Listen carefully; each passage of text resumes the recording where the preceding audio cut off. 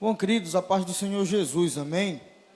Amém, irmãos. Paz do Senhor, seja bem-vindo à casa dele nessa manhã abençoada, manhã de muita alegria, de aprendizagem, de gozo na sua presença. Vamos orar, dar início a essa reunião, vamos fazer uma pequena oração para a gente desfrutar um pouco desse conhecimento aqui hoje.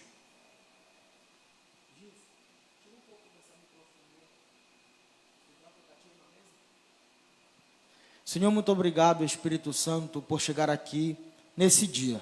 Que o teu nome seja glorificado, exaltado, engrandecido para todo sempre. Espírito Santo, que o Senhor venha nos esclarecer, venha iluminar a nossa mente, venha fixar a tua palavra no nosso coração.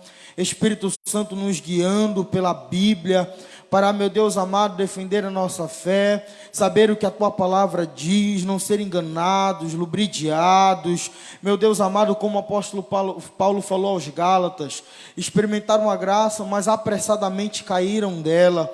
Senhor, que não possamos cair da graça, mas cair na graça do Senhor, em nome de Jesus, Pai. Edifica a nossa vida, nos fortalece, meu Deus amado, nos presenteia, se tu quiseres, com a tua presença aqui, a saber que só há um Deus, que é o Senhor soberano, e não há outro além de ti.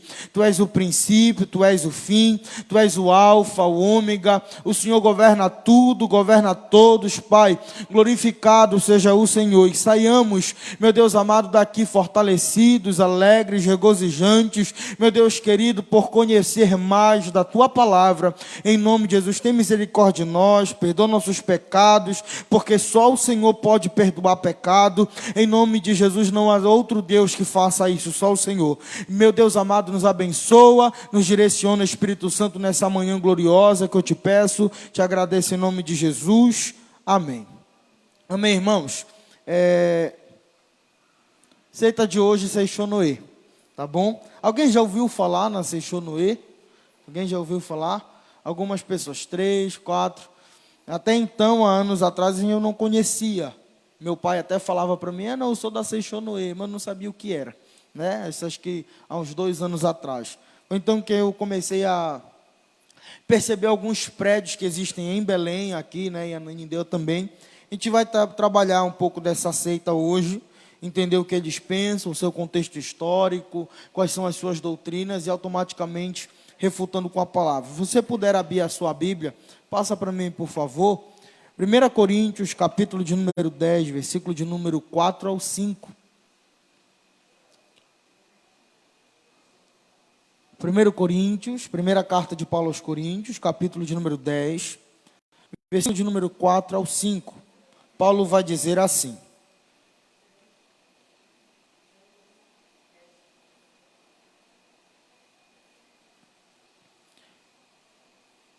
só um instantinho.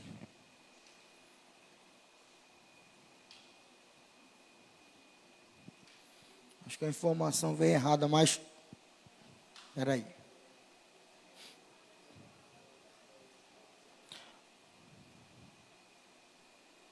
Paulo vai dizer assim, ó, como está aqui no slide. Já passou?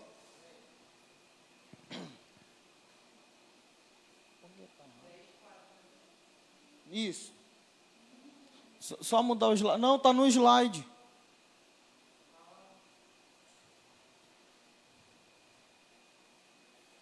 Só deixa no slide. Isso. Diz assim, Paulo falou assim: porque as armas da nossa milícia não são carnais, mas sim poderosas em Deus para a destruição das fortalezas, destruindo os conselhos e toda altivez que se levanta contra o conhecimento de Deus, e levando cativo todo entendimento à desobediência. Não tá, acabei digitando sem querer, tá bom, irmãos? Errado aqui, não é essa referência. Mas Paulo escreve isso dizendo que uma das nossas armas, ela é contra um conhecimento do maligno, né? E principalmente no meio pentecostal, a gente procura só encontrar as armas de cunho espiritual, nessa batalha, nesse fogo, nesse confronto, né, com demônios, e a gente acaba esquecendo que existe uma milícia também carnal, mas que é de cunho de conhecimento, de instruções, de ensinamento. E Paulo nos ensina a a nos revestir desse conhecimento para ir contra essas milícias carnais, contra esses conhecimentos que se levantam contra o conhecimento de Deus, que é a sua própria palavra. Tá bom? Pode passar. E para essa aula eu trouxe aqui alguns objetivos. 4. O primeiro é explicar os diversos termos envolvidos na temática. Então vou trabalhar um pouco dos termos aqui, que a gente ouve falar, mas às vezes fica perdido. Vou apresentar a seita em questão, fazer uma questão histórica do seu fundador, quem era o seu Deus, o nome do seu Deus, tá? E quando a gente for para a parte da doutrina, vai fazer a análise da doutrina e confrontar a doutrina anticristã com a Bíblia Sagrada, tá bom? Pode passar. E a gente vai descomplicar a mente agora, tá? Quando a gente fala de seita e heresia, surgem algumas perguntas, né? A aula passada a gente discutiu isso aqui, falamos um pouco do que é seita, do que é heresia, do que é sincretismo, do que é sinergismo, e às vezes fica um pouco embaralhado na mente dos irmãos, e surge uma pergunta do paraense a respeito disso. Passa para mim, Natália. Emaninho, mas o que é esse negócio de seita? Porque a gente fala, a gente conversa, e às vezes fica a questão duvidosa. Então, eu vou começar com alguns termos, explicando alguns termos, para a gente entender um pouco essa diferença de seita, do que é heresia, e depois a gente vai partir para a seita em questão, tá bom? A definição de seita no grego é aireses, tá? Aireses foi para o latim, que acabou se tornando secta. Seita é um grupo que nasce no interior de uma igreja, ou uma religião organizada e que se opõe a ela. Tá? Outro termo, em termos teológicos, se refere a um grupo de pessoas e que heresia indica doutrinas antibíblicas defendidas pelo grupo. Então a gente vai ver que uma seita é nada mais nada menos do que um grupo de irmãos que surge dentro de uma igreja, dentro de um grupo original, primário, e que se levanta contra essas doutrinas porque não acreditam, porque não são a favor, não concordam. Então eles acabam criando sua seita, se separando, aquele grupinho, né, e que eles formam as suas heresias, as suas doutrinas, contra as doutrinas originais. No tempo de Cristo, seita não era vista com maus olhos. Seita era vista apenas como um grupo de pessoas que iam contra os conhecimentos que já existiam. Por exemplo, Atos capítulo de número 14, o homem vai dizer que o cristianismo é uma seita, né? O líder do cristianismo, o líder dessa seita, que era o cristianismo. Por quê? Porque o cristianismo era reconhecido também como uma das seitas mais influentes em Jerusalém. Então, como Cristo começa a pregar contra fariseu, contra os saduceus, contra os zelotes, todos esses homens de conhecimento, Jesus era visto como líder de uma seita do cristianismo. Só que nada além disso, porque era um grupo diferenciado, era um grupo que se opunha. Entretanto, o tempo passou, e quando Paulo surge, agora o sentido de seita vai se tornar uma seita de sentido pejorativo. Por isso que Paulo vai escrever aos Colossenses, pregando contra o gnosticismo, contra o misticismo, legalismo. Quando ele vai pregar lá em Gálatas, que ele escreve contra os judaizantes, que estão querendo trazer de novo essa ideia da lei, do prepúcio, de todo a ritual. Paulo está dizendo, olha, não se deixem ser levados por essas seitas, por esses homens, que são o quê? Homens usados pelo próprio inimigo, pelo próprio diabo, para querer acabar com a fé de vocês. Então, quando Paulo surge em cena, o sentido de seita, de secta, de separar, de um grupo separado, agora vai ter um sentido pejorativo. Por quê? Porque vai contra as doutrinas bíblicas, contra as doutrinas cristãs. Então, mais um. Aí tem algumas outras definições aqui a respeito de seita, tá? Um grupo de indivíduos reunidos em torno de uma interpretação errônea da Bíblia, feito por uma ou mais pessoas. É uma perversão, um distorcimento das Sagradas Escrituras. É uma distorção do cristianismo bíblico. É a rejeição dos ensinamentos bíblicos da igreja cristã. E a que eu acho mais perfeita é essa que está em destaque. Uma seita é uma heresia organizada. Então você vai ver que as seitas, elas vão sim surgir a partir de um pensamento herético, porque ninguém se separa à toa. A pessoa faz um grupo porque ela racionaliza para si um pensamento. E assim surgiram as inúmeras seitas que existem hoje, não só no Brasil, mas como no mundo todo. E é de necessidade, irmãos, falarmos sobre isso, porque o que acontece? Quando você vai estudar heresiologia, você vai ver que isso é um dos sinais da volta de Cristo. Quando se surgem seitas, no estudo da heresiologia vai dizer que é um sinal, é um apontamento que Cristo está voltando. Por quê? Porque o que acontece? A necessidade de se pregar hoje, ela é extrema. Porque você já parou para pensar se um atalaia, que é um mensageiro de Deus, avista um povo inimigo vindo para destruir a cidade, e ele só dá a notícia, só avisa, só prega, quando o povo inimigo está próximo da cidade? Você já pensou se a trombeta de alerta para a cidade se preparar para uma guerra for dada em cima da hora? Vai ser pego de surpresa. Então a necessidade de se pregar sobre isso, ela é urgente. Não pode se esperar que as seitas tomem conta, invadam as igrejas, tomem conta, distorçam o pensamento cristão. Não, que os atalaias de Deus estejam preparados para avisar a tempo, para que o povo se prepare. Por isso a necessidade de pregar sobre isso. Porque grupos e grupos estão surgindo com seus próprios pensamentos, com as suas próprias racionalidades, suas heresias organizadas, formando seitas dentro do cristianismo, para acabar com a fé cristã. Então, seita é essa heresia organizada. Passa para mim. Mas o que é heresia?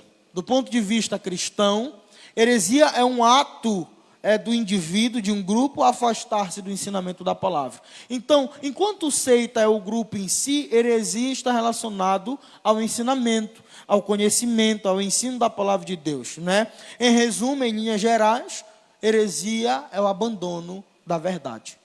Quando uma heresia surge, ele está abandonando a verdade bíblica, né? E é possível, sim, é possível com que cristãos estejam dentro da igreja, não dentro de uma seita, dentro de uma igreja, mas pregando heresia. E existe hoje isso bastante. Você vai ver inúmeras igrejas cristãs, tanto da Assembleia quanto de outras igrejas, que eles são sim, é uma igreja, considerada igreja, mas prega heresia, né? E quando uma igreja cristã se torna uma seita, quando o líder daquela comunidade, ele racionaliza, ele vai sistematizar os seus ensinamentos heréticos, aí a gente vai ter uma seita. Existem igrejas que eram cristãs e se tornaram seitas no Brasil? Sim. Inúmeras seitas, inúmeras igrejas onde o pastor, o líder, o superintendente, o responsável nacional formalizou para si seus pensamentos por interpretações próprias e acabou criando uma heresia, sistematizou e se tornou uma seita. Então isso não é um perigo. Você recentemente eu vi um vídeo nas redes sociais do pastor falando o seguinte, ele pregando a respeito de dinheiro, pregando. Teve um que disse assim: olha, Deus vai te abençoar, crê na sua bênção material, porque Ele torna visível as coisas invisíveis. Ele pegou um texto que fala de Cristo e aplicou isso de forma material. Aí é um problema. Mas se você puder abrir a sua Bíblia, 2 de Pedro, capítulo de número 2, versículo de número 1, vamos ler rapidamente o que Pedro vai falar. 2 de Pedro, capítulo de número 2, versículo de número 1 em diante, olha o que Pedro vai dizer. Pedro escreve sobre seitas também. 2 de Pedro, capítulo de número 2, versículo de número 1. Olha o que ele diz. Assim como no meio do povo surgiram falsos profetas, assim também haverá entre vós falsos mestres, os quais introduzirão dissimuladamente heresias destruidoras, até o ponto de renegarem o soberano Senhor, que o resgatou, trazendo sobre si mesmo repentina destruição. Então, Pedro está dizendo que surgirão, e já surgiram, falsos mestres, falsos profetas, com heresias, para destruir o conhecimento do soberano Deus.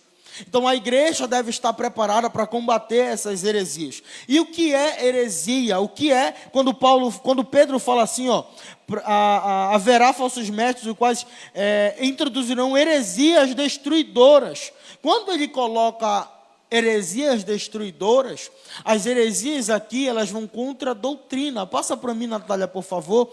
Irmão Rafael, e o que é doutrina? Doutrina é ensinamento. Há ensinamento que a igreja recebe do Senhor. E há pelo menos 3 tipos de doutrina. Há pelo menos 3 tipos de ensinamento. Como você está vendo no slide, existe o ensinamento de Deus, a doutrina de Deus, existe a doutrina do homem e existe a doutrina de demônios. As duas últimas, doutrina do homem e a doutrina de demônio, são doutrinas que elas vão causar problemas dentro da igreja. Mas a que deve prevalecer é a doutrina de Deus. Então as heresias surgem no meio do povo para querer acabar com a fé cristã, dissimuladamente. Mas Pedro está dizendo, irmãos, que aquele que cria, aquele que introduz heresias no meio da igreja, está trazendo para si repentina destruição. E ninguém pode acabar com a doutrina de Deus, que a doutrina de Deus é a sua palavra. A doutrina de Deus são os ensinamentos revelados, e esse ninguém vai destruir. Amém? Todos estão me acompanhando? Passa para mim, Natália. Aí surge a pergunta: quais as razões para o surgimento de seitas que são falsas no mundo? Existem pelo menos 7. A primeira, ação diabólica do mundo, ação diabólica contra a igreja, ação diabólica contra a palavra de Deus, o descuido da igreja em pregar o evangelho, se aceitas na igreja porque a igreja tem estado desatenta enquanto aos ensinamentos que são ministrados, a falsa hermenêutica e a falta de conhecimento da verdade bíblica e a falta de maturidade espiritual. Então isso aqui são pontos, são razões que fazem com que seitas apareçam no cenário brasileiro e apareçam dentro do cristianismo. Percebe que é uma ação diabólica? É uma ação diabólica no mundo e contra a igreja?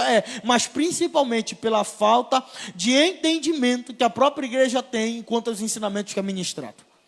Então, se há heresias no meio da igreja, a culpa é da igreja. E ele vai dizer, a falsa hermenêutica e a falta de maturidade espiritual. E aqui surgem, principalmente no meio pentecostal, aquelas heresias que são aberrações. E chegam até a ser cômicas. Como é que acontece? Quando Paulo fala sobre isso, sobre essa mística espiritual, irmãos, há um problema nisso aqui. Por quê? Porque, primeiramente, a tua experiência espiritual, ela é individual. E segundo, ela é interna. Então, nós não podemos depositar a nossa fé em uma experiência que é individual e que é interna. Porque a experiência mística que você teve, espiritual, reveladora, foi só para você.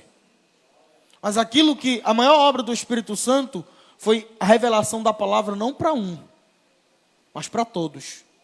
E ela é doutrina revelada, ela é esclarecedora. Então, outro dia eu estava no culto, recente agora, e a gente no culto, eu e o diácono Marcos fazendo o culto, eu até compartilhei com os irmãos, e uma irmã chegou lá do mistério, começou a orar, levantando as mãos para o céu, adorando, e ela chegou para o diácono Marcos e falou assim: eu vi a mão de Deus no céu agora, porque ela queria oportunidade para, ou seja, as pessoas começam a ver, começam a sentir, acabam fazendo disso algo absoluto. E esse é o cuidado que a igreja deve ter, porque essas são razões para surgir uma seita na igreja, tá? Passa para mim, por favor. E aí eu trouxe essa imagem que diz: elas fazem qualquer coisa para conquistar você, até mesmo usar a Bíblia. E isso é uma verdade, né? Então a necessidade que nós estamos tendo hoje é exatamente, como igreja, se preparar contra as heresias que têm surgido no nosso cenário. E principalmente massificar isso nas redes sociais. É pregar mesmo, irmão. É falar. É dizer, está errado. Porque se a igreja não fizer, seremos engolidos. Nossa fé será acabada. E a gente vai discutir um pouco sobre isso mais lá na frente. Mas o que é Seixonoe? Né? Já dei um pouco dessa aula, acho que foi ano de 2019, eu falei aqui na igreja sobre Seixonoe e quis trazer de novo a respeito dela. Acredito que nem todo mundo conhece, né? Nem todo mundo, às vezes, se aprimora, já pode ter ouvido falar, mas não conhece tanto. Vamos lá, vamos falar sobre Seishonoe. Primeiramente, essa seita, que traz ensinamentos heréticos, ela é uma miscelânea. O que é isso? Ela é uma junção de 3 religiões mais fortes: shintoísmo, budismo e cristianismo.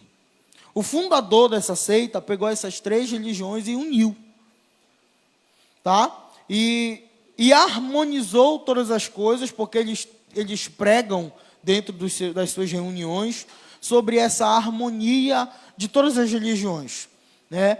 O significado de Seishonoe é abrigo, é segurança, é lar, é proteção. Então, a Seishonoe é uma junção de shintoísmo, cristianismo e budismo, e traz 3 princípios na sua doutrina. A primeira, que o seu Deus é absoluto. Segundo, que todos nós somos filhos de Deus. E o terceiro princípio que essa seita traz é que não existe maldade, que um homem não é mau, tá? E uma das formas que ela utiliza para acabar com a maldade, com as doenças, o que eles fazem muito é o meditar. É a ideia da mentalidade. Tudo está na mente do homem, tudo está no pensamento do homem. Então, o Deus principal dessa seita, eu vou falar e você vai repetir, tá bom? É Amenomi Nakanushi. Pode dizer, Amenomi Nakanushi. Isso, é um trava-língua, irmão. Vamos lá. Então, a Seishonoe, ela é isso. O seu Deus principal é o Amenomi Nakanushi, tá bom? Ela é uma junção, ele para eles, para os da Seishonoe. O Deus dele é absoluto, e essa ideia de harmonizar é que todas as religiões, todos os deuses, todos os nomes, eles levam a esse Amenomi Nakanushi, tá? Onde ela vai fundamentar as suas ideias em 3 pensamentos: shintoísta, budista e do próprio cristianismo. Vamos lá. A respeito da história da Seishonoe, surgiu com esse homem aí, Masaharu Taniguchi. Esse foi o fundador. Masaharu Taniguchi foi o homem fundador da Seishonoe. Quem é esse personagem? Quem é esse fundador? Foi um homem que não teve uma educação boa, não foi um homem que teve educação com os pais e com a mãe, ele foi educado com o tio, e de forma muito severa, tá? E ele cresceu, se desenvolveu, começou a trabalhar, ele acabou acarretando para si uma doença venérea. Ele morava lá em Karazuhara, em 1893 foi a data que ele nasceu. E ele pegou essa doença venérea. Quando ele pega essa doença venérea, ele acabou transmitindo para a sobrinha do seu chefe a doença venérea que ele tinha. Transmitiu para ela, e isso perturbou ele de uma forma muito constante. Deixou ele bem perturbado, a história diz mesmo. E por ele ficar muito, muito perturbado, ele já estava ficando adoecido. Sentindo dores, sabe aquela pessoa que sente dores internas e fica ali magoado, né, dentro do quarto, solitário, enfim. O que aconteceu? Ele era secretário dessa outra seita aqui, Omotokyo.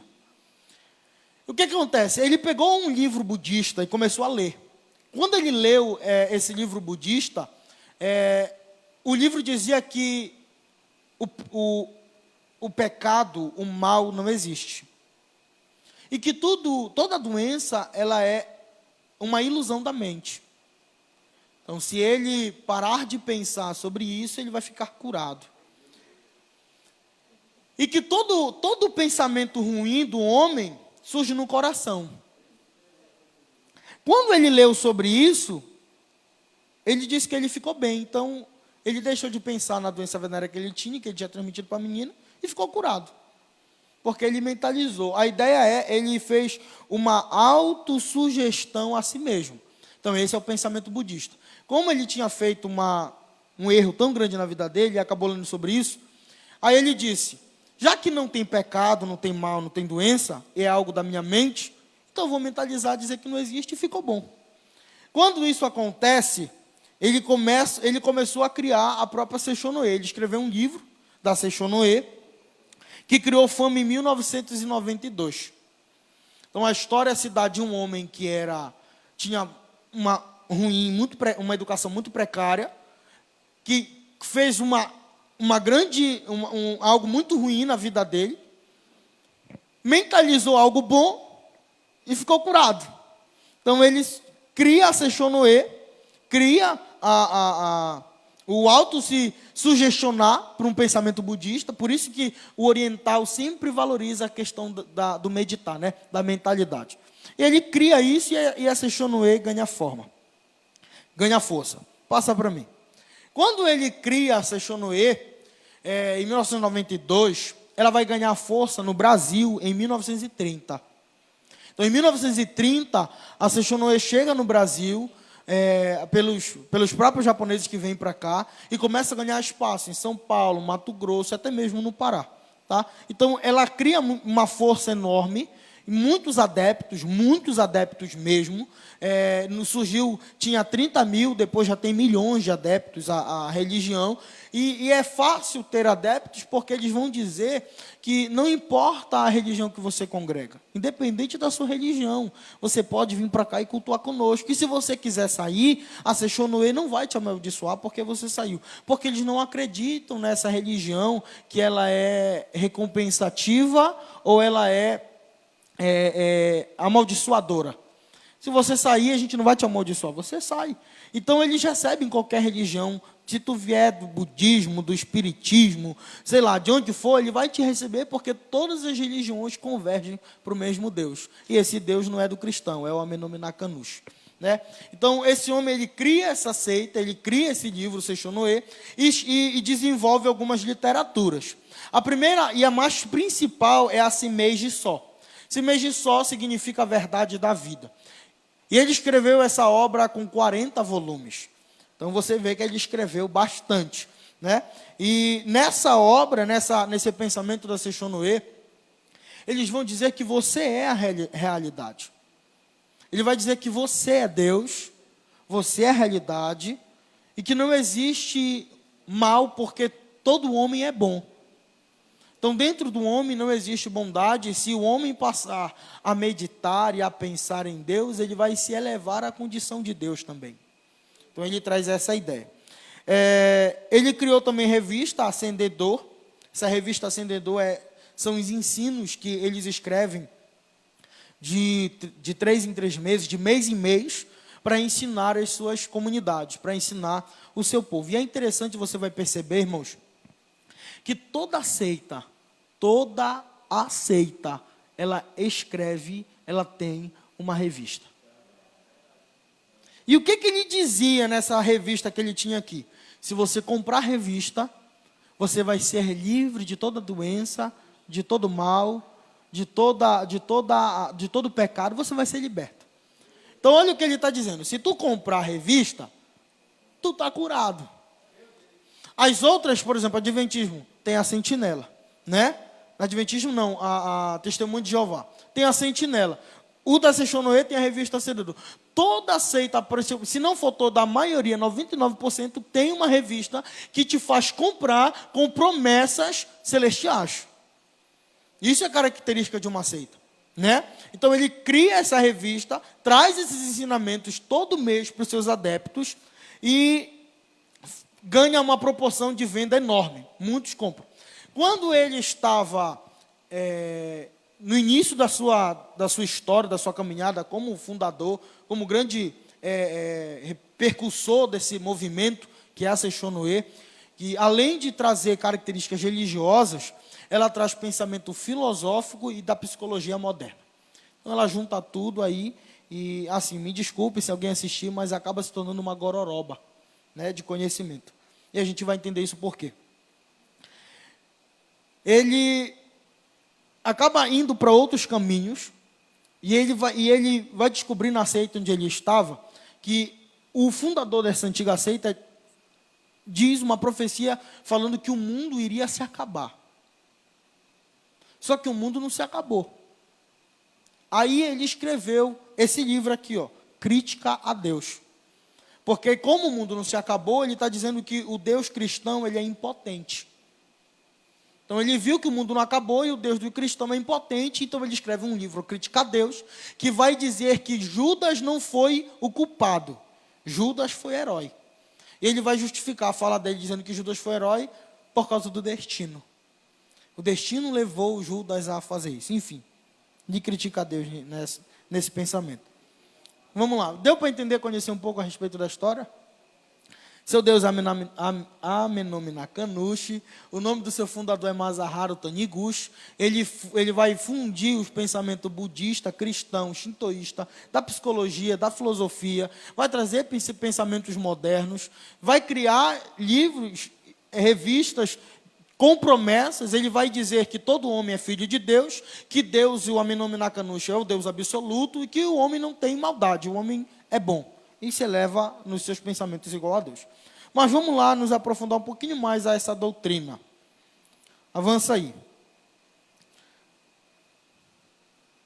Deus é absoluto. Como a gente sabe,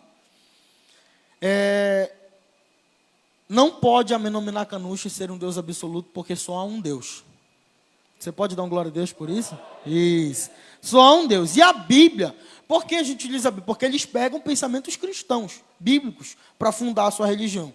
A Bíblia vai dizer que Deus é Espírito, Deus é Pai, Deus é um Deus que ama, Deus é transcendental e não há outro igual a Deus.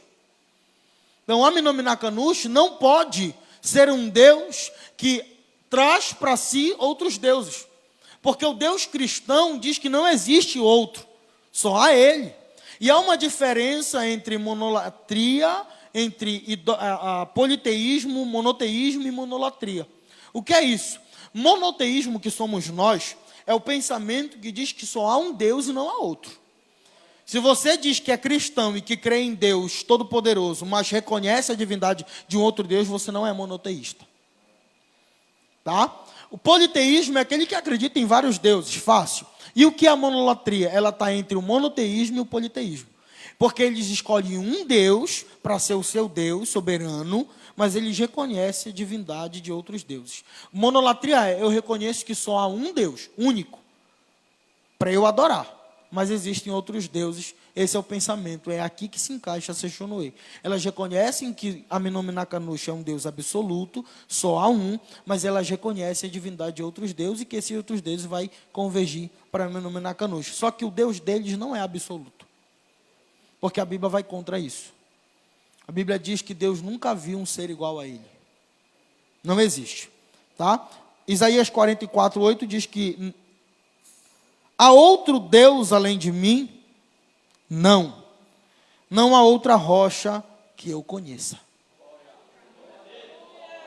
Ô glória. É por isso que eu lembro que isso me marcou e me marca até hoje. Que um dos atributos de Deus, como diz a W. Pink, Deus é solitário. Deus é solitário entre si. A divindade se subsiste em si mesma. Ele nunca viu um Deus igual a ele. Porque se houver um Deus igual a ele, ele deixa de ser Deus. Então não existe outro igual a ele. Vamos lá. Passando. Jesus, subtração. Irmãos, lembra da aula passada? Dos pontos para se identificar uma seita, que nós tivemos aula passada, é perceber operações matemáticas nesses ensinamentos. Adição, subtração, multiplicação e divisão. Quando eles falam de Cristo, e a maioria das seitas, quando falam de Cristo, elas utilizam esse pensamento de tirar de Cristo a sua divindade. Não, Cristo foi só um homem com um grau de espiritualidade elevada, com os ensinamentos que são humanos, né? Mas Cristo não era Deus, ele foi igual a Platão, igual a Sócrates, igual a Alá, a Moisés. Então eles igualam Cristo, eles tiram de Cristo essa autonomia, esse poder, essa autoridade e diminui Cristo a um ser humano, mas com uma espiritualidade mais elevada. Qual é o pensamento a respeito de Cristo que eles têm e que nós cristãos temos? Eu li a respeito disso e criei aqui esse pequeno esquema. Eles pegam João capítulo 14, versículo 6, quando Jesus diz assim, eu sou o caminho. Eles vão dizer o seguinte, olha a interpretação deles. Eles vão dizer que Deus está ali, né? Você está vendo Deus ali lá no canto do slide. E Cristo, que é Jesus, ele é o caminho, só que ele é o caminho de saída. Eles estão dizendo que Jesus é a porta de saída de Deus. Quando Jesus falou que ele é o caminho, ele está dizendo, eu sou a porta de saída de Deus, dizendo que todo homem pode ser a porta de saída de Deus. Então eles vão dizer que Cristo, quando falou aquilo, ele está dizendo o seguinte, não, eu sou um homem, eu sou a porta de saída de Deus, e todos os homens também podem ser essa porta de saída, podem apresentar Deus, Deus pode sair por meio deles. Pensamento da Seixonoe. Mas quando Cristo utilizou essa expressão, eu sou o caminho, ele não utilizou como uma porta de saída, ele utilizou como uma porta de entrada. Quando Jesus fala, eu sou o caminho, é que eu sou o caminho que te faz chegar até Deus. Então eu sou o caminho, eu sou a verdade, eu sou a vida. Por que eu sou o caminho? Porque sem ele não há avanço.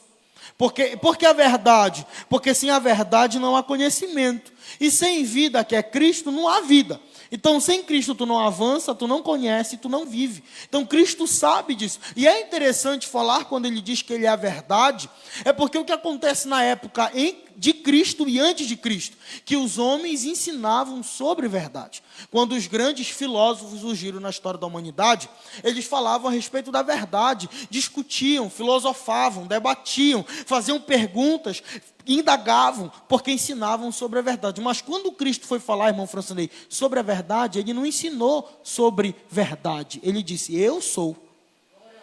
É por isso que Mateus capítulo de número 5, quando a multidão chega com Cristo e fala assim, mestre, se aproximou dele e pergunta, o que vocês querem? Aí a multidão diz, olha, queremos ouvir a palavra de Deus. Aí o versículo vai dizer que ele vai para dentro do barco. E a gente sabe que a preposição do aqui é dor de dentro e dor de lugar. Dor de lugar porque Jesus está falando do lugar de dentro do barco. Mas dor de dentro, a preposição está dizendo que Cristo está falando para a multidão não de outra coisa, está falando sobre ele. Porque se quer ouvir a respeito da palavra de Deus, Cristo falou, eu vou pregar meu respeito. Então ele sabe que a verdade não é aquilo que o mundo tem, a verdade é ele, o caminho é ele, a vida é ele. Então o pensamento da Seixonoe é dizer que Cristo é a saída, interpretação errada, porque Cristo não é a saída de Deus, Cristo é a entrada até Deus.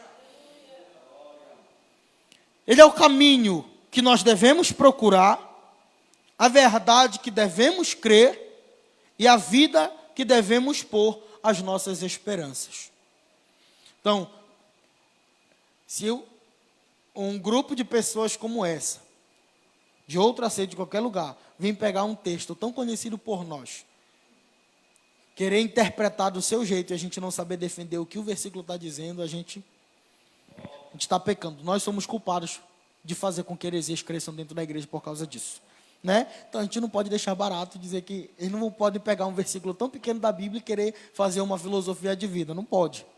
Vamos lá. A respeito da Bíblia, é aquela ideia, não dá muita ênfase. Se utiliza a Bíblia para o seu próprio benefício, como eles acabaram de fazer com o caso de Jesus. Então, quando se fala da Bíblia, a Bíblia não tem muita importância. A Bíblia é um texto inspirado, é um livro que traz um ensinamento de vida, só que o que prevalece é aquilo que o Taniguchi fala. É isso que prevalece. Não são os ensinamentos de Deus. É aquilo que é a sua doutrina, os seus ensinamentos. Então, utilizam, assim como todas as vezes, alguns textos para favorecer as suas ideias. Não só o Seixonoe, como tantas outras seitas, religiões, tantos pensamentos, pensadores que fazem da Bíblia o manual de uso qualquer. Né? Então, isso é muito errado. Vamos lá. Doutrina a respeito do homem. Aceita, prega que todos são filhos de Deus e que o homem é bom e sem ele, Deus não pode manifestar-se. Então você já tira aqui, quem está como patente maior não é Deus, é o homem. E essa determinação de dizer que todos os filhos, que todos os homens são filhos de Deus, é muito equivocada.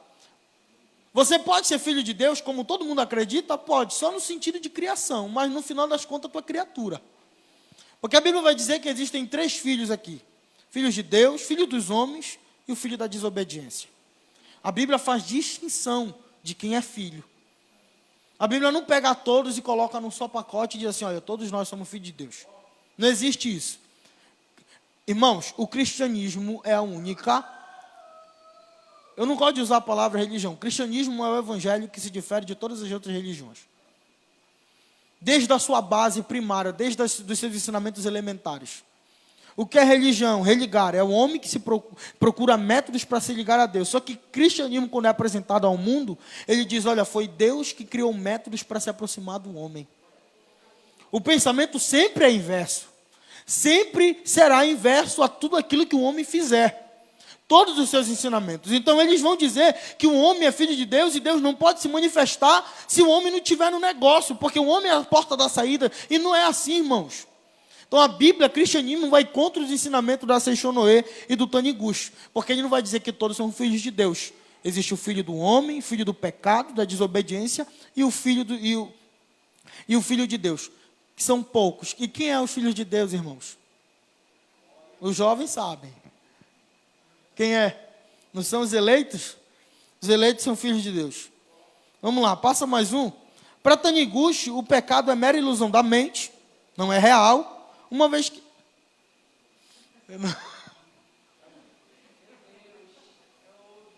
Eu estava conversando com os meninos ontem, pastor. Eu ia fazer uma pergunta no grupo da escola bíblica. Eu ia perguntar assim, olha, o pessoal da Seixonoe diz que Deus não criou pecado. Então logo o pecado não existe. Aí eu ia perguntar, e aí, eles estão certos?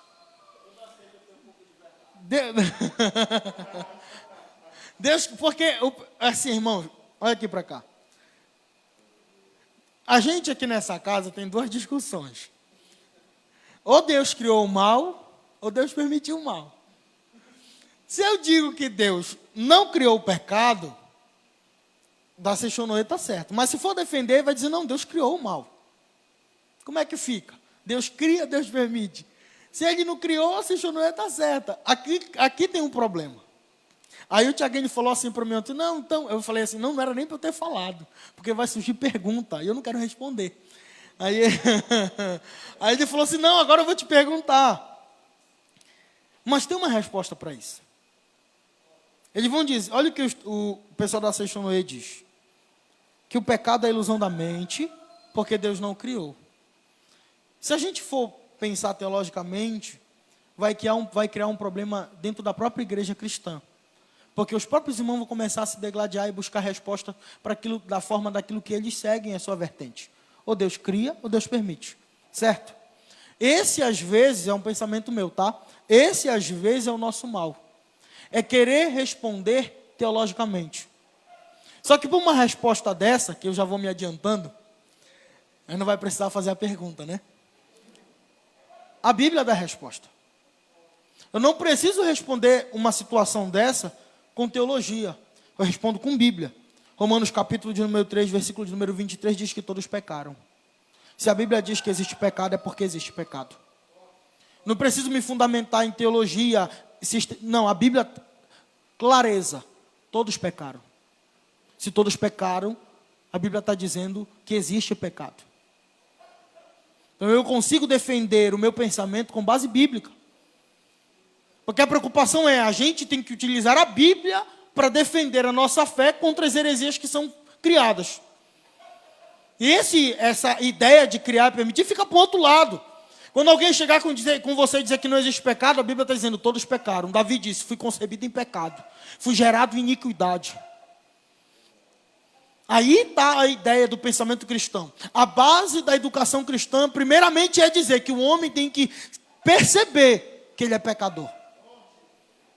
Nós somos pecadores. E nesse ponto, nesse sentido, nós devemos nos orgulhar disso. No bom sentido.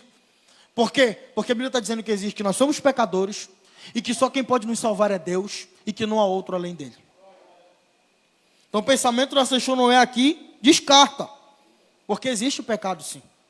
E criar ou não criar é uma outra discussão. Olha o que a Bíblia está dizendo. Efésios diz, estávamos mortos em delitos e pecados. Temos pecados. E só quem pode nos livrar deles é o Senhor. Amém? O mal. Taniguchi afirma que a causa de todos os males do mundo está no coração do homem. Verdade, irmão? O coração do homem não é enganoso? Tem verdade com o pastor? Toda seita tem um pouquinho de verdade. Eu vou chegar lá na contradição. E o mal existe, mas eles vão dizer o seguinte, ó, que o mal não existe. Aí, olha o que o Taniguchi vai falar. Somente o seu ensinamento que poderá dar ao homem o caminho seguro à perfeição. Só que eles dizem que o mal não existe. Só que a nossa realidade prova o contrário.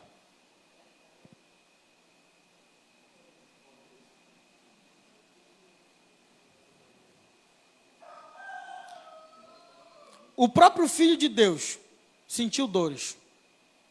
Passou por maldade. O homem é mau. O mal existe. E eles dizem que não. Só que a realidade que nós vivemos hoje, aí entra a discussão, de que ponto de mal? Qual é o ponto de vista? Depende da vista do ponto. Você vai para a África, você vai ver maldade. Você vai nas cadeias, você vai ver maldade. O homem é mau. O homem não é bom.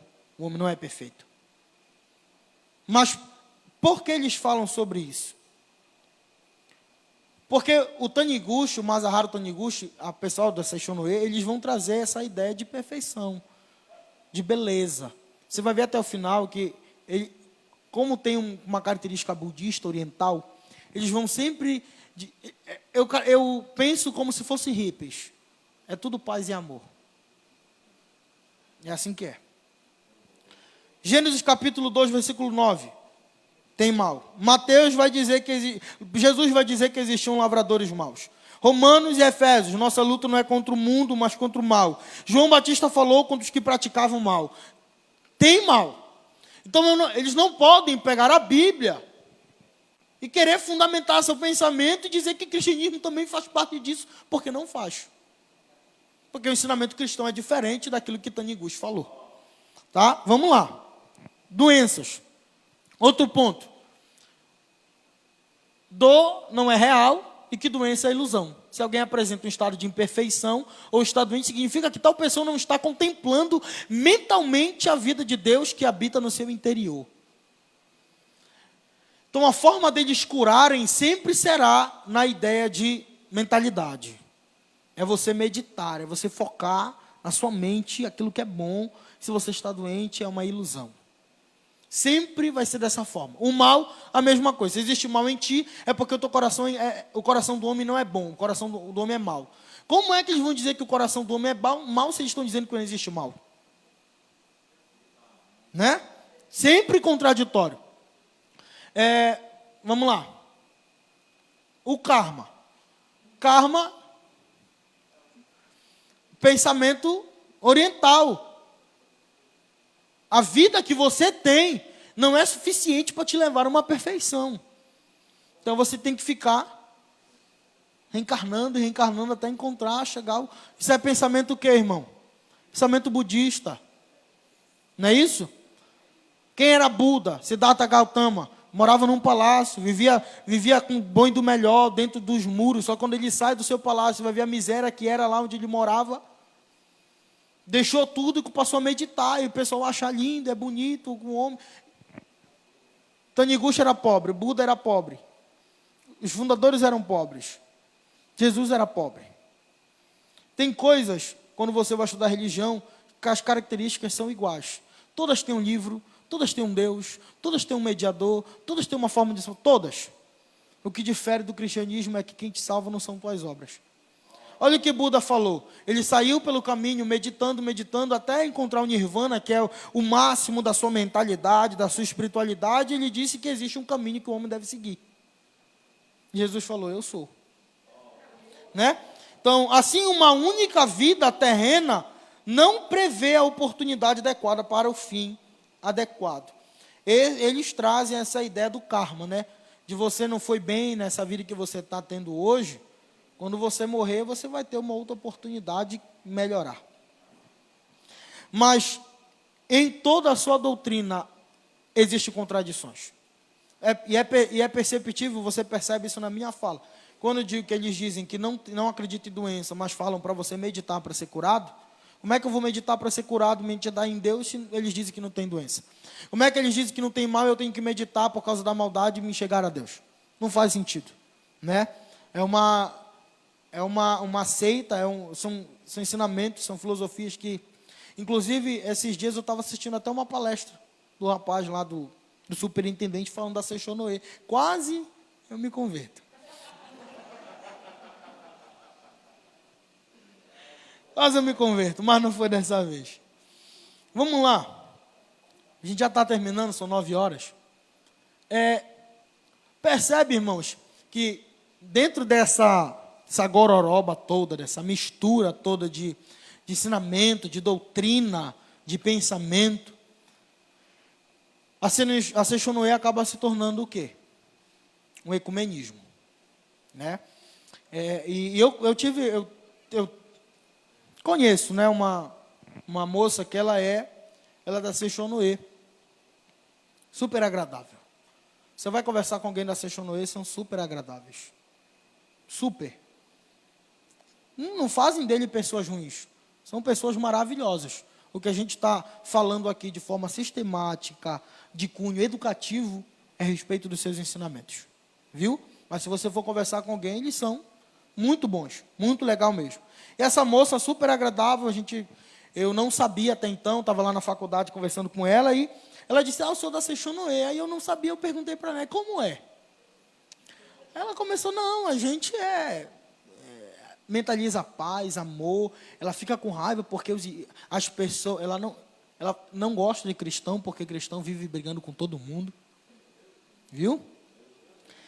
E porque ela tinha um namorado que era lá quadrangular, e era surdo, enfim, uma onda toda. Aí eu falei assim, pastor, para ela, eu disse assim, então, vocês são ecumênicos, né? Ela falou assim, mas o que é ecumênico? Não sabia o que era ecumenismo. Vamos lá, ecumenismo. Passar para mim, por favor. Aqui, rapidinho. Uma pessoa representando o pastor diz que Maria não é virgem. O judeu diz que Jesus não é Messias. O católico vai dizer, eu poderia refutar, mas o ecumenismo não deixa.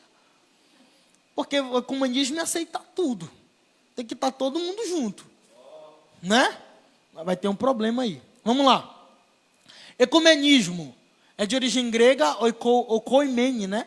E significa terra habitada, isto é, a parte da terra habitada pelo homem e organizada em comunidades sistemáticas. Saber, vilas, fazendas, cidades, escolas, instituições. Se a gente fosse olhar aqui para a igreja, é uma igreja, né? Mas é ecumênico. Porque é um espaço habitado por pessoas, certo? Nesse sentido, ecumenismo não tem significado pejorativo. Ecumenismo significa uma terra habitada, de forma organizada, sistemática. Tá? Ecumenismo. Lucas capítulo de número 4, versículo de número 6. Satanás chega com Cristo e vai dizer o seguinte, ei, se tu te curvares até mim, para mim, está vendo aqui os reinos do mundo? Eu vou te dar. Só se tu me adorar. A palavra ali, a ideia de reinos do mundo é a mesma palavra para ecumenismo. Terra habitada. Só que quando eu li isso, eu achei maravilhoso. Por quê? Porque comunismo, não é comunismo não, ecumenismo, não é todo mundo junto. Não é uma terra habitada por várias pessoas, de diferentes ideias. O que Satanás quis dar para Cristo era uma terra, reinos do mundo. São vários reinos no mesmo local, era a terra. Só que Cristo não quis. Por quê? Porque aquilo que Satanás está oferecendo a Cristo são reinos terrenos. Só que Cristo recebeu do Pai Celestial um reino celestial. E Deus não se mistura com aquilo que é terreno. Porque Cristo não é ecumênico. Ensinamento de Cristo não vai se encaixar no pensamento budista, espiritista, da Seixonoe, não vai se envolver com nada disso, porque Cristo não é ecumênico. Então Cristo não vai ter relação com diferenças Não, a diferença em Mateus capítulo de número 24, versículo 14, é que o evangelho vai ser pregado a todo mundo. A palavra mundo aqui é a mesma palavra para ecumênico, para ecumenismo, oikomene. Só que a diferença está no seguinte, que Lucas capítulo de número 4, a ideia é Cristo fazer parte disso. Cristo fazer parte e governar esses reinos ecumênicos. No versículo de número 14, no capítulo número 24 de Mateus, a Bíblia está dizendo que o evangelho vai ser testemunhado por esses diferentes reinos. Então há uma diferença. Em Lucas, Satanás quer que Cristo faça parte. Em Mateus, a Bíblia está dizendo que essas partes vão testemunhar daquilo que o evangelho é. Então, Cristo não pode ser ecumênico de forma nenhuma. É uma junção, terra habitada. Passa para mim. O ecumenismo tem um propósito. O propósito é alcançar um ecumenismo amplo e sem fronteiras. Então, esse propósito é a propósito igual da TIM, sem barreiras. É juntar todo mundo. É juntar todas as ideias, filosofias, o hinduísmo, é pegar o Rio Ganges e colocar como Deus, é pegar a vaca e dizer que é Deus, é pegar tudo isso daí, colocar num pacote e dizer, olha, tudo isso aqui leva uma religião, um Deus. Visando colocar sob uma mesma bandeira todos os segmentos do protestantismo. O que é isso? Surgiu em 1983, salvo engano, a CMI. O que é CMI? Conselho Mundial das Igrejas. Fizeram isso para juntar as igrejas protestantes, católicas, colocar só num pacote e dizer, olha, a gente não vai ter mais fronteiras, a gente vai ser todo mundo igual. Só que isso aqui teve um problema. Teve um problema aqui. O primeiro propósito para tornar possível essas medidas é essa que eu acabei de ler aqui embaixo. É colocar todo mundo numa mesma bandeira, no mesmo pensamento. Se juntar às igrejas protestantes. Só que aconteceu um problema. Eles iam se tornar a igreja católica. Porque foi o que aconteceu. Você pode perceber que desde o século XVI, quando surge a reforma protestante, e teve todo o conflito teológico, e você conhece a história, o protestantismo ganhou força. E até hoje tem. Entretanto, a igreja católica não mudou. Pelo contrário, só fez incrementar mais medidas em seus rituais. Não fez tirar, não houve reforma, elas acrescentaram. Eles mistificaram, colocaram rituais, simbologias. E a igreja católica não mudou. Se as igrejas fazem isso, ia acontecer a mesma coisa. E surge um homem chamado Alexander Dave, que ele vai dizer alguns pontos para não fortalecer a ideia de ecumenismo. Passa para mim. 5 pontos contra o Conselho Mundial das Igrejas. O primeiro ponto que ele vai dizer é: a unidade sobre a qual Cristo falou em João tem o próprio Cristo e não qualquer outra pessoa, mesmo que seja o Papa como centro da convergência. Ou seja, o ecumenismo vai pegar pessoas, ideias, referências e vai tirar Cristo de lado, porque Cristo vai ter que a ideia de Cristo vai ter que se submeter a todo mundo. Só que Cristo não é ecumênico. Ele está dizendo que a unidade que Cristo falou, a unidade da igreja, não é o Papa, é Ele próprio. Por isso, um dos princípios para não se juntar a outras religiões. Segundo ponto é, olha o que ele vai dizer: insistimos na absoluta necessidade de um homem nascer de novo. Por que ele vai falar sobre isso? Porque a condição única para a salvação, enquanto o ecumenismo proposto pela CMI, procura congregar num só rebanho salvos e ímpios, sem fazer diferença de ninguém. Ei, no ecumenismo vai estar todo mundo, meu amigo. Vamos pegar todo mundo, já que todo mundo é filho de Deus, coloca dentro de uma igreja e está todo mundo. Só que a Cristo, não, ele faz diferença. Tem joio e tem trigo. Tem salvo e tem ímpio. Você sabe quem é? Não, mas a Bíblia dá diferença. O ensinamento bíblico está dizendo, olha, vocês vão conhecer pelos frutos. Só que no ecumenismo não, vai ter que aceitar todo mundo. Aí a gente vai ter que conviver com... Como é que eu posso te falar isso? Aí na igreja vai ter que aceitar todo mundo, de toda espécie. Sem julgar, sem condenar, porque todo mundo é filho de Deus. Só que a Bíblia faz diferença. E qual é a condição para fazer parte dessa igreja? Nascer de novo. Se não nascer de novo, não faz parte da igreja. Terceiro ponto, olha o que o Alexander vai dizer. Insistimos na necessidade do cumprimento da ordem missionária de Jesus, o qual só será possível se virmos os homens como Cristo os viu, pecadores perdidos, sujeitos ao inferno, não importando a que religião pertença. Ou seja, no ecumenismo, ninguém vai estar sujeito ao inferno, porque no pensamento da Cichonê e de outras religiões, não existe essa ideia condenativa e salvífica, não é eles, todo mundo é salvo, todo mundo está bem, só que no cristianismo não, tem diferença. E eu preciso ver o homem como pecador e sujeito aos infernos. E o único que pode salvar é Deus. Por isso que a gente fala, cristianismo sempre vai na contramão do mundo. Sempre. Vamos lá. Quarto ponto. Insistimos na unidade da igreja invisível, em torno de Jesus Cristo, mas sob a orientação do Espírito Santo, independente do que os esforços e a política humana possam fazer. Por que isso aqui é importante? Porque o ecumenismo vai tirar o Espírito Santo e Cristo da jogada.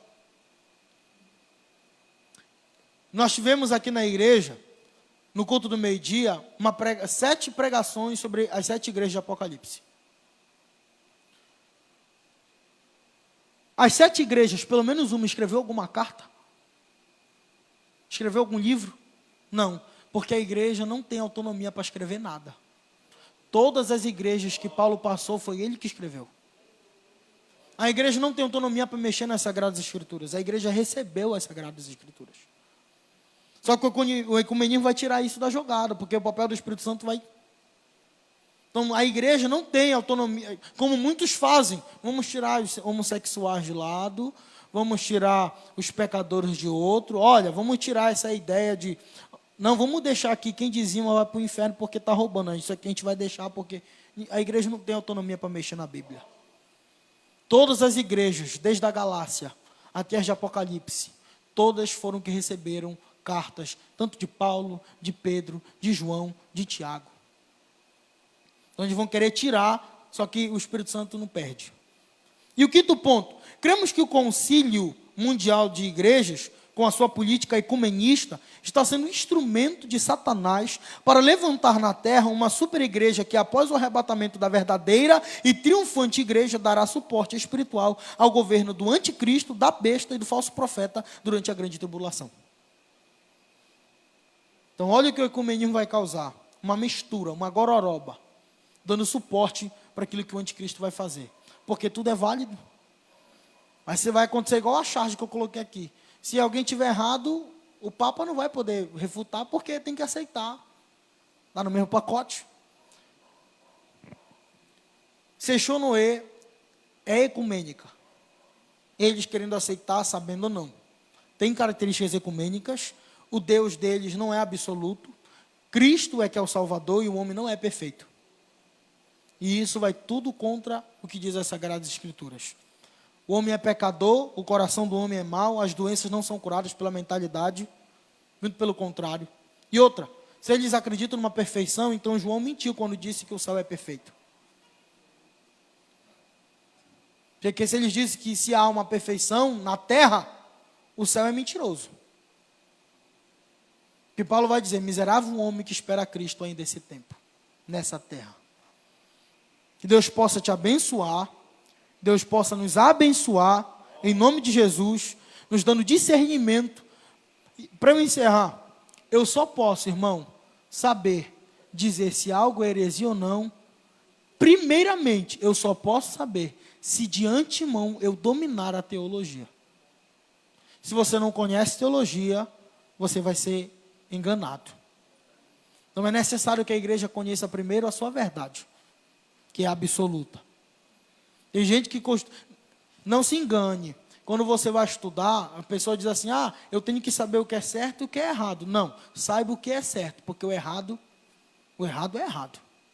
Primeiramente, devemos dominar a teologia, a Bíblia, para assim depois defender a nossa fé e sabermos o que é heresia e o que é uma seita. Amém? Que Deus te abençoe em nome de Jesus. Muito obrigado pela atenção de todos.